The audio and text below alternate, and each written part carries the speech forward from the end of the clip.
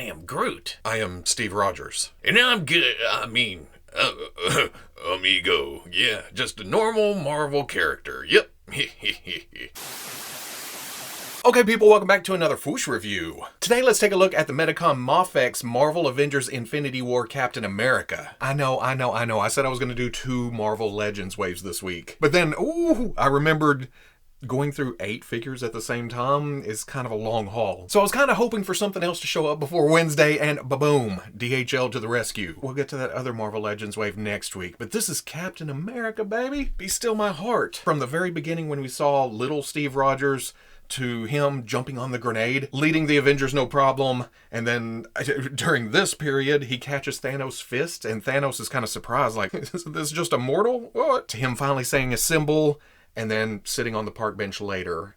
The whole storyline with Captain America is my favorite part of the MCU. Looking at the package, it's what we're used to with MAFEX. It's kind of just there. They've gotten better over the years. They don't look quite as dollar store-ish, but you still know a MAFEX box when you look at it, especially when it says MAFEX right there on the front. But you see most of the accessories. I think there's some stuff hidden behind the graphic down here. Number 122 in the series. On the side, another promotional shot, Avengers Infinity War MAFEX. Just all the panels are essentially the same thing, just rearranged. On the back, we get a few promotional shots showing everything we get. Some of this stuff I forgot even comes with this. Medicom, Marvel, Avengers, that scary little bear. Rearranged on bottom. Legalese, warnings, probably says something like, don't put them in your mouth. Oh yeah, it does say it right there. Unpiratable hologram sticker, but let's get this open, see what we're dealing with here. And I have where's the seam line? Oh, it's on bottom. And I have high hopes for this because I've seen pictures online already, and the likeness here does look pretty good. I mean, is this childproof? I mean, Medicom only had 3 years to nail it, so hopefully they got fairly close. Here's the MAFEX stand. Pretty basic when it comes to stands, you know. It's nothing special. Plug the stand into the bottom, clamp on the end. Also, it has the screws. In case something's loose, you can tighten them up. They do what they're meant to do, stand stuff. And the figure is beautiful, but it being MAFEX, there is some problems here. Not QC issues, not that I've run across, well, okay, there's one with the accessories, but figure-wise, I haven't had a problem with it. There's some engineering things that baffle me, but as far as the look goes, they pretty much nailed it. The sculpting detail on the body, you can see where the star was ripped off right here. There's even the damage around it that is pretty damn accurate to what we see in the movie. The sculpting at the abs and the grayness, and I say grayness, what I mean is there's reds, there's browns, but everything is so muted. There's a worn look to it, again, just like what we see in the film. Those red stripes travel down to the knee. There's some pouches on the side of the legs. And then, oh, what are these called? The things around the boots. But you can see the buckles on the straps, and, well, that goes all the way down to here, and then some boots sticking out from under there. Knee pads are nicely sculpted, and I've never realized that these are kind of arrows pointing up. Some wrinkles on the arms coming around. There is that same kind of arrow pointing up on the elbow pad. Around back, the lines coming down, the seam line running down to the knee. The straps that start here in this metal looking part, it has a nice patina to it too, but the straps going up and over the shoulders coming around to the front, which we're going to talk about because I may hate that aspect the most of this figure. But again, some metal work to this, whatever this is, running up to here and on the front, and the browns have a nice wash to it, again making that leather look worn a bit. Same thing on the belt, the little silver parts working around. There's some pouches on the side, even the little clasps are painted. The buckle has a nice silver look to it. Also have the glove cuffs, again, intricate little paint detail in there that's very nice. There's black on the fingers of the gloves, and then the fingers sticking through on the other side. At first I thought, man, that's a big collar, but looking at some reference pictures, that's accurate too. He was wearing kind of an undershirt, the black collar coming up, and then the open collar on the uniform part, or the outer armor, or whatever. Then there's the head. I honestly think that this is the best likeness we've gotten in action figure form, straight from a company. There's third parties that look damn good, but this, straight from Medicom, especially considering what they used to give us, is fantastic. I don't think the hair has as much body as we see in the movie. I think it just needs to be a little bit thicker, up a little bit more, but this is close. Again, Valiant damn effort, especially considering what we've gotten before. But a couple of engineering things. Starting down here at the legs, in order to make it completely accurate, they made...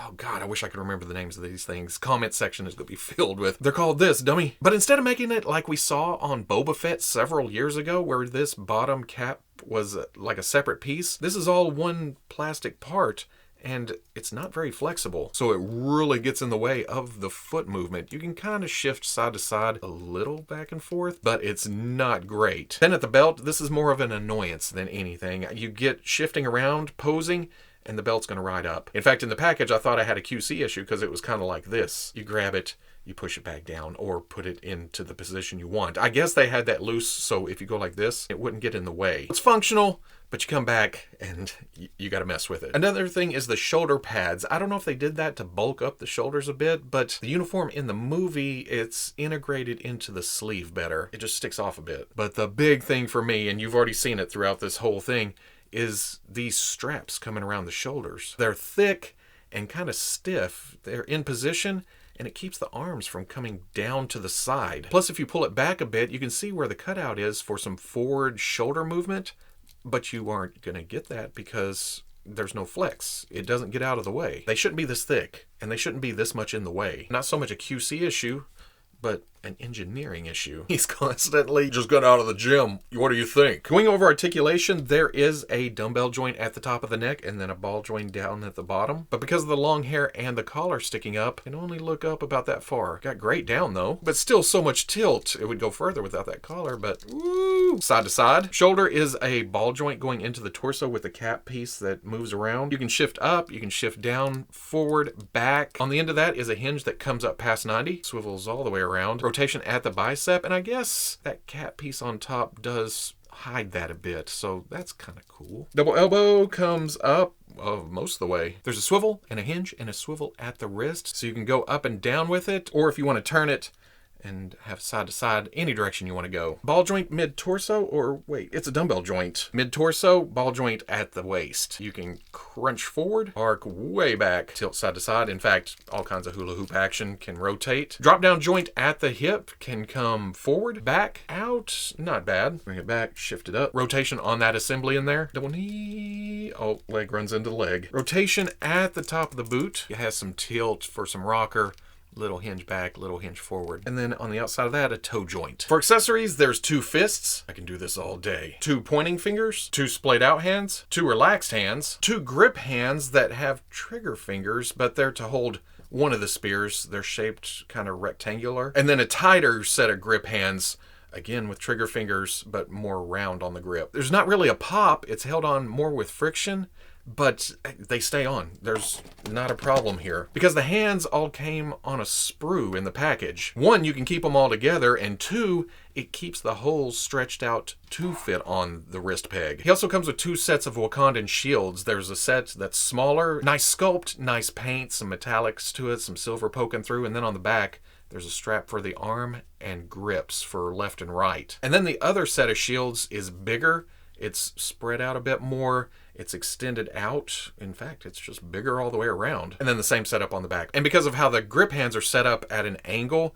you got to figure out this is the right hand. Yeah, that matches the angle. So I've been putting the hands on first, putting the arm through and plugging the hand in. Since it's a breeze to plug in, not a problem at all. Also includes Proxima Midnight's spear, which is fantastic looking. The little details, how intricate everything is, while the blades are straight. It just looks awesome. The metallic flake look of the plastic all over, and then this back here is a brighter metallic blue. Compared to the Marvel Legends, which is huge because that Proxima Midnight figure is huge, I feel like the MAFEX is more accurate. And since it has a rectangle grip, that fits into that grip perfectly. But then there is Corvus Glaive's glaive, and when I first pulled it out, I was like, man, that looks awesome. I like the bright gold of the blades, that bluish color on the grip, but then I started comparing to pictures of the actual glaive in the movie. I think Medicom went with kind of an older design or some kind of concept art for it, because these should be longer. This should be more curved and up. But most of all, one of these are facing backwards. This curve should be facing the same way as the front of this blade,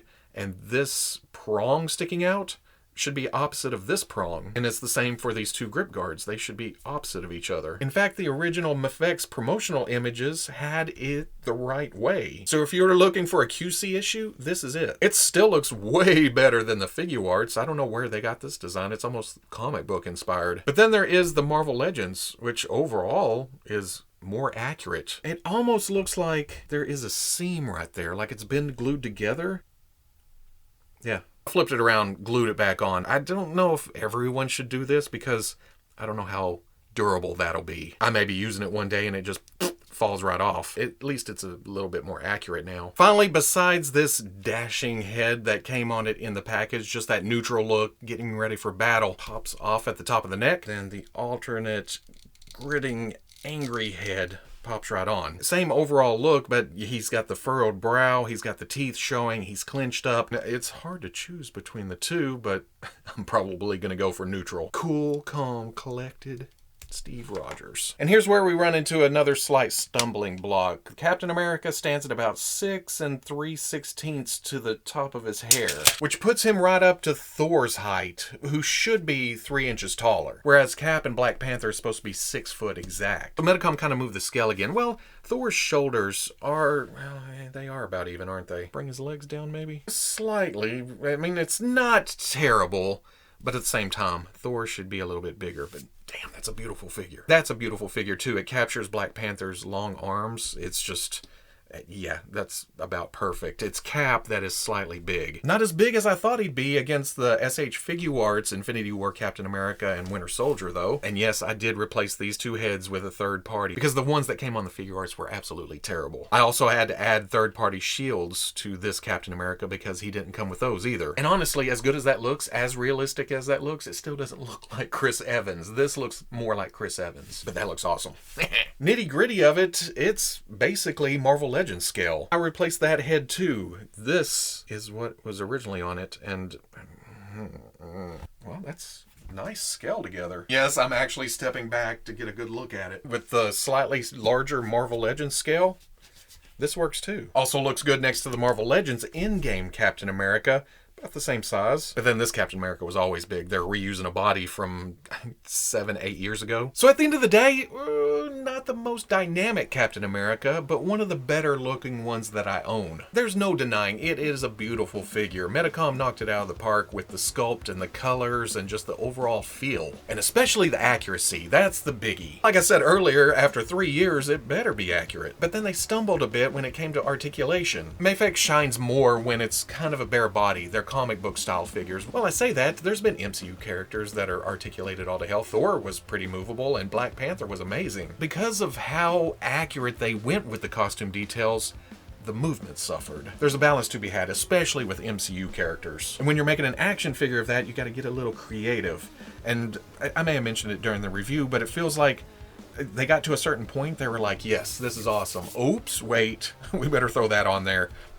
And then it got in the way. I mean, I can't see it happening any other way. And I really do not know what happened to this. Compared to how good they got all the details on Captain America's costume and the shields and Proxima Midnight's spear, the glaive, this has got to be concept art. And again, if you skipped to this part, I broke the top off and glued it on the other way, just to have it a little bit more accurate. Bottom line, it's a MAFEX figure. Honestly, it's not as good as some of the other figures we've gotten recently.